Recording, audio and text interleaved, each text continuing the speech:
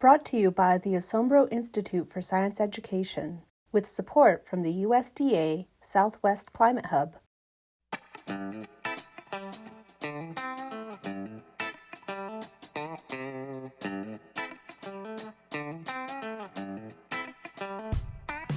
Ins and Outs of a Climate Feedback Loop explores how the Earth's climate is being warmed by increasing carbon dioxide in the atmosphere. Students will use an online tool from NOAA to examine local atmospheric carbon dioxide data. They'll conduct an experiment to model the greenhouse effect and explain how a positive feedback loop is destabilizing the system. An abbreviated and full version of the lesson are mentioned in the educator guide. If short on time, skip the following section and move straight into the experiment. Students will start by looking at the NOAA Interactive Atmospheric Data Visualization tool online. If technology allows, students can do this activity individually or in groups, or it can be done as a class.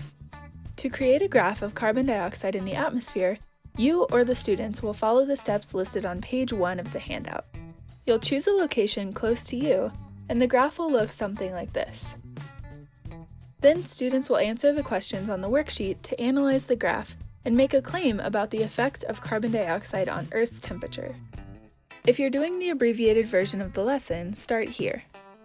Discuss feedback loops using the PowerPoint. Explain that we'll be conducting an experiment modeling the greenhouse effect, and our goal is to figure out which will trap more heat, a single towel or a towel plus a space blanket on top. Half the groups will conduct the single towel trial, and half the groups will conduct the towel plus space blanket trial. Divide students into groups of 3 to 5. Each group will need a thermometer, a small binder clip, a stopwatch, a hand towel or larger, and half the groups will need a Mylar blanket. You can cut a single Mylar blanket into pieces approximately 20 by 26 inches and give one piece to each group. Have students assign roles. Each group needs a test subject, a materials manager, a timer, and a data recorder. Once the roles are assigned, the test subject should use the binder clip to attach the thermometer to their pants. The thermometer should run parallel to the legs, and the probe end should be pointing towards the torso, not the knees.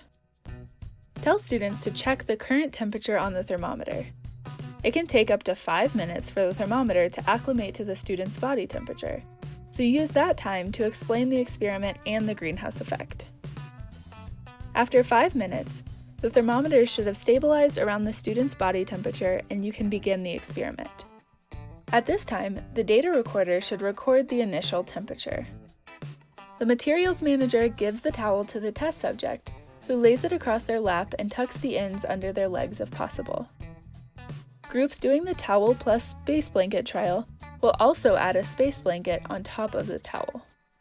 As soon as the towel is placed, the timer starts their stopwatch. The timer and data recorder will work together to record the temperature every minute for 5 minutes. After 5 minutes, the test subject should remove the towel and blanket from their lap, and the group can fill out their data table on their worksheet before discussing the class data. After the experiment's complete, you'll use the PowerPoint to discuss feedback loops and build a positive feedback loop that demonstrates the destabilizing effect of climate change. A detailed teacher's guide and accompanying materials for this and other climate change lessons can be found online at asombro.org/climate.